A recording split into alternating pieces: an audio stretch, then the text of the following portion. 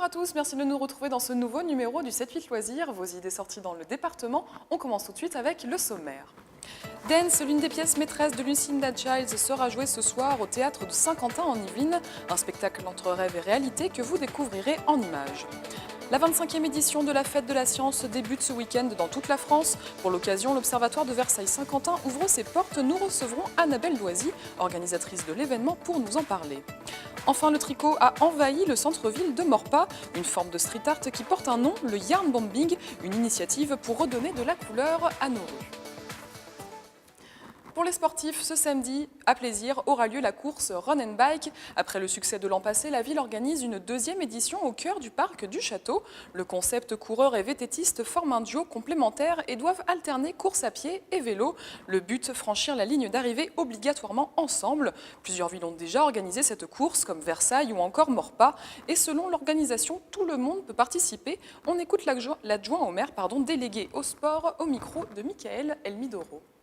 Il y a une ou deux difficultés, notamment dans le parc du Château, il y a une grande côte. Après, il doit y avoir une difficulté dans la forêt de Bois d'Arcy et puis c'est tout. Mais c'est assez roulant, hein. Et surtout en cette saison. Il y a eu quelques pluies, mais là, le terrain est quand même bien dur. Il se prête très bien à ce genre de compétition. C'est ouvert à tout le monde, hein. Amateurs et amateurs éclairés, je dirais. Il n'y a pas de professionnels, hein, dans ce type de course, puisqu'elle n'est pas dotée de prix importants. Mais effectivement, il faut quand même s'entraîner un petit peu parce que ça va quand même assez vite, hein.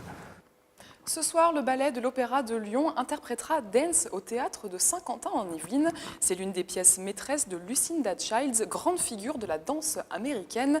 Un spectacle presque cinématographique aux musiques oniriques. Nous sommes allés suivre la répétition avant la première, jeudi 6 octobre. Les images de David Charpentier.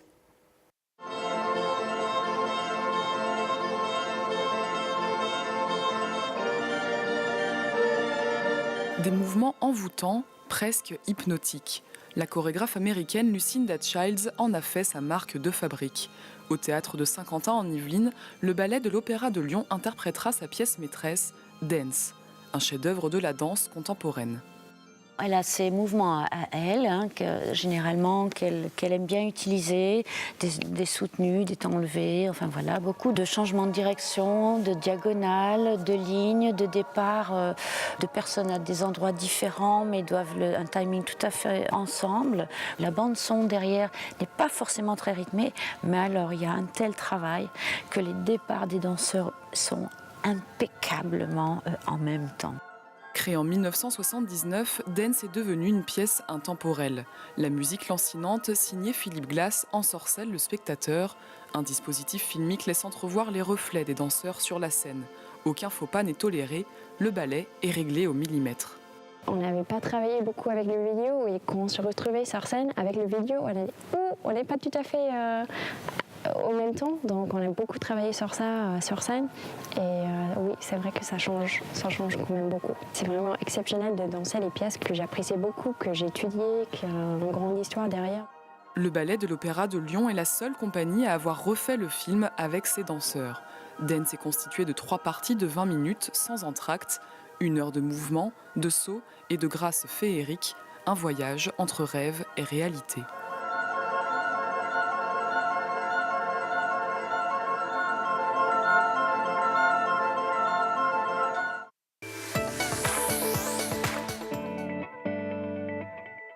La 25e édition de la Fête de la Science débute ce week-end dans toute la France. Un rendez-vous jusqu'au 16 octobre pour rencontrer et échanger avec des chercheurs, ingénieurs et techniciens. À cette occasion, l'Observatoire de Versailles-Saint-Quentin ouvrira ses portes au public. Annabelle Doisy nous a rejoint en plateau. Elle s'est occupée d'organiser l'événement à l'OVSQ. Bonjour Annabelle. Bonjour. Alors, à l'OVSQ, la Fête de la Science commence le mercredi 12 et se finit dimanche 16 octobre. Et les premiers jours sont consacrés aux scolaires. Que pourront-ils découvrir dans vos locaux ? Alors du mercredi 12 au vendredi, nous allons recevoir aussi bien des petits des écoles élémentaires, de CP au CM2, que des collégiens ou des lycéens. Ils vont pouvoir découvrir différents laboratoires de l'Observatoire, le LATMOS, le CEARC ou encore le LSCE.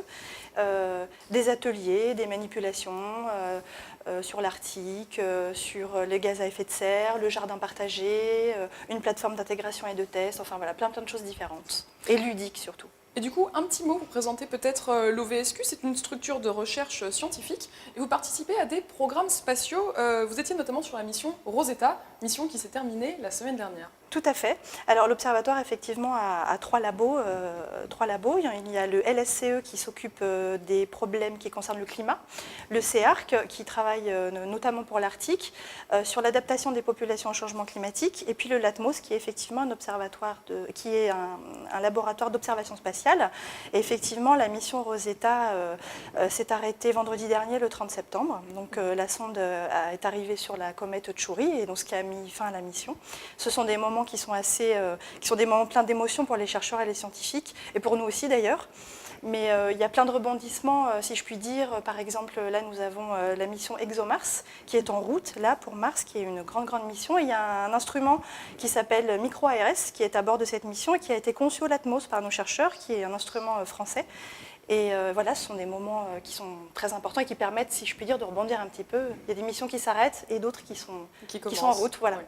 Et donc du coup, la fête de la science ne sera pas réservée qu'aux scolaires. Vous pas du dédiez tout. Le 15 octobre une journée entièrement aux enfants. Exactement. De 14h à 17h30, nous accueillons les 6-12. Donc nous prenons en charge les enfants pendant toute la demi-journée et nous laissons les parents. C'est vraiment une prise en charge des enfants et c'est vraiment adapté aux petits avec plein de petites choses qui permettent d'aimer la science et de passer vraiment des informations d'une manière ludique. Donc du coup, l'objectif, c'est vraiment ça, c'est de faire découvrir un petit peu l'univers de la science autrement que ce qu'on peut voir à l'école avec des cas un peu plus concrets. Absolument. C'est ludique, c'est rigolo, mais on passe vraiment des informations, on essaye de susciter des vocations un petit peu parfois, et puis on essaye de les sensibiliser aux problématiques de l'observatoire, bien sûr. À noter également pour le grand public, plusieurs manifestations auront lieu toute la semaine, avec notamment la visite du LATMOS, le laboratoire de recherche des atmosphères terrestres et planétaires, mais également des projections. Des projections, tout à fait. Nous avons cette année exceptionnellement fait un partenariat avec Paris Science, qui est un grand festival de documentaires parisien qui va démarrer là dans quelques jours. Et nous avons fait un partenariat. Donc on a des films qui vont passer dans le cadre de ce festival à Guyancourt, qui sont bien évidemment gratuits, ouverts au public. Et vendredi soir à 19h, le 14, nous avons une projection d'un film qui s'appelle L'homme qui voulait changer le monde de Mariette Faber. Donc voilà, je vous invite bien évidemment à venir. C'est entrée libre, gratuite et ça a l'air fort intéressant. D'accord. Alors on l'a bien compris, certains événements se font sur réservation, comme les ateliers pour les enfants, d'autres non. Pas. Voilà. En tout cas, pour avoir toutes les informations, on vous conseille de vous rendre sur le site internet de l'OVSQ. Tous les événements sont recensés. Merci beaucoup, Annabelle, d'être venue sur notre plateau. Merci. On quitte maintenant l'univers de la science pour celui du tricot. Fini les pulls de grand-mère. Aujourd'hui, le tricot se décline en street art. Si vous êtes passé du côté de l'hôtel de ville de Maurepas cette semaine, vous n'avez pas pu manquer l'opération de yarn bombing. Sur la place de la mairie, une soixantaine d'éléments ont été décorés. Nous avons suivi les préparatifs avant le lancement de l'événement ce samedi. Tricot et graffiti, deux passions à première vue éloignées, et pourtant.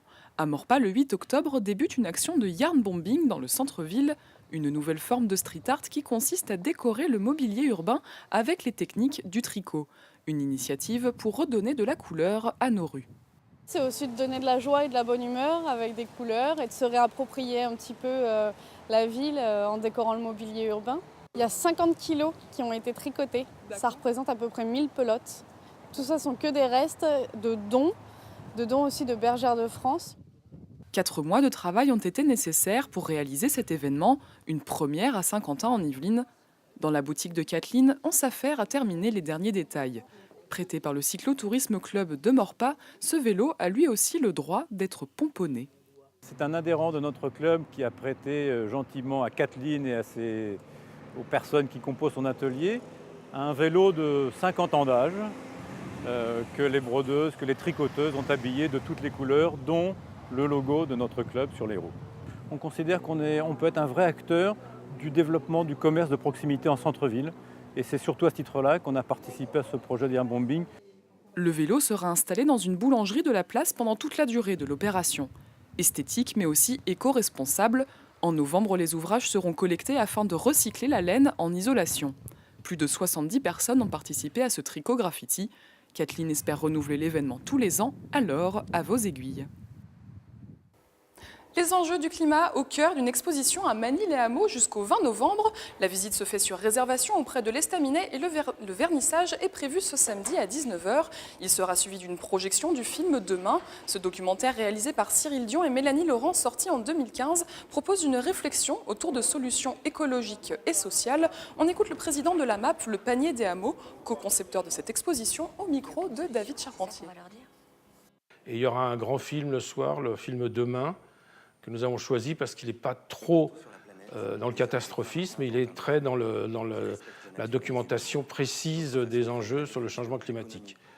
Parallèlement à ça, je ferai quelques petites conférences du fait de mon ancienneté comme chercheur à Météo France en sciences du climat et en qualité de l'air. Et les amateurs de musique extrême ont rendez-vous au Café de la Plage de Maurepas ce week-end.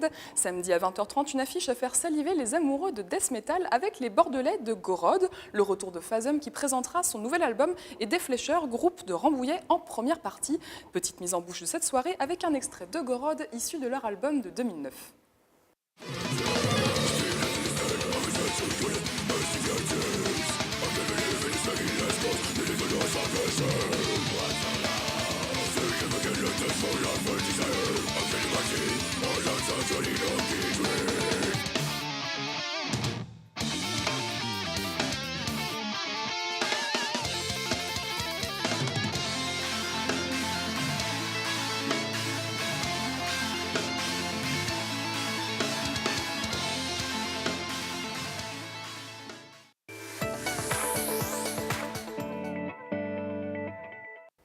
Trois rendez-vous à noter ce week-end si vous n'êtes pas trop branché métal mais plutôt musique du monde. Djely Moussa Condé sera en concert ce soir à l'estaminet de Manille-les-Hameaux. Une soirée pour clore la semaine de la citoyenneté avec ce chanteur afro-pop aux mélodies entraînantes.